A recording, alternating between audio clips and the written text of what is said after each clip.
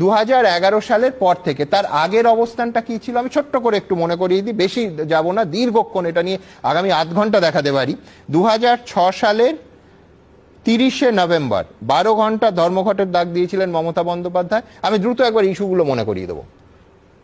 আগামীকাল সকাল 6টা থেকে সন্ধ্যে 6টা পর্যন্ত আমরা কেউই ধর্মঘট করতে চাই না, কিন্তু আমাদের কোনো উপায় নেই।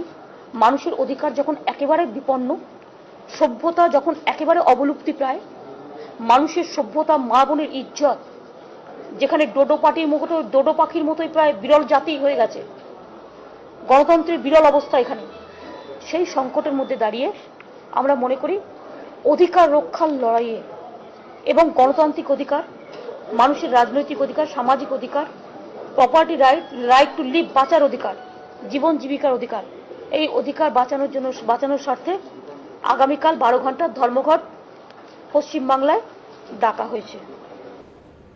ধর্মঘটে কিন্তু শ্রম দিবস তখনও নষ্টই হতো। ঠিক এর থেকে 1 মাস এগিয়ে যান, 2006 সালের 30শে নভেম্বর দেখালাম, 2006 সালের 18ই ডিসেম্বর আরেকটা ধর্মঘট দেখুন। মন্ত্রকে আমরা দেখছি একটা প্রতিবাদের অস্ত্র হিসেবে, এবং আমাদের প্রতিক্রিয়া যে আজকে তৃণমূল কংগ্রেস যে 12 ঘন্টা বাংলা বন্ধ ডেকেছিল, কংগ্রেস যাকে সমর্থন করেছিল, সেই বন্ধ সফল এবং সর্বাত্মক হয়েছে। মমতা বন্দ্যোপাধ্যায়ের যে বক্তব্য দেখালাম সেটা 2006-এর 30শে নভেম্বর। এবার দেখাবো 2006-এর 18ই ডিসেম্বর, ঠিক 1 মাস পর 48 ঘন্টার আরেকটা সাধারণ ধর্মঘট। আজকে যে ঘটনা ঘটেছে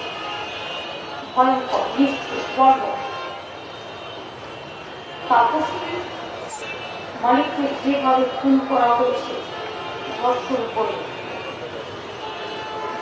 এবং জীবন্ত জ্বালানো হয়েছে, তার প্রতিবাদে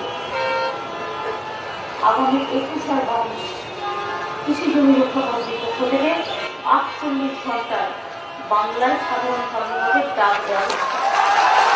এবার দেখাবো 2007-এর 31শে অক্টোবর আরেকটা 12 ঘন্টার বাংলা বন্ধ। 1 ঘন্টা সময় দিলাম ইমিডিয়েট গভর্নমেন্ট, হারমাত বাহিনী এবং পুলিশকে ওখান থেকে যারা কিলিংস করছে তাদের বিদ্রোহ করবে, তা না হলে আগামী 31শে অক্টোবর আমরা আমরা বাংলাকে অচল করব। আমি কথাটা ইউজ করছি, অ্যাপ্রোপ্রিয়েট ওয়ার্ড, বাংলা অচল হবে। রিজাউনের কেস নিয়ে, নন্দীগ্রামের গণহত্যা নিয়ে কারো ক্ষমতা নিয়ে আটকাবে। আর আজ থেকে আমি বললাম, either chief minister will stop it, আর তা না হলে রাজনীতির মতো আন্দোলনের মতো চলবে। আর এই আন্দোলনে আমি সমস্ত মানুষকে, সারা ভারতবর্ষব্যাপী সবাইকে এগিয়ে আসার জন্য অনুরোধ করবো, সারা পৃথিবীব্যাপী আমার রাস্তায় নামুন, মানুষকে বাঁচান।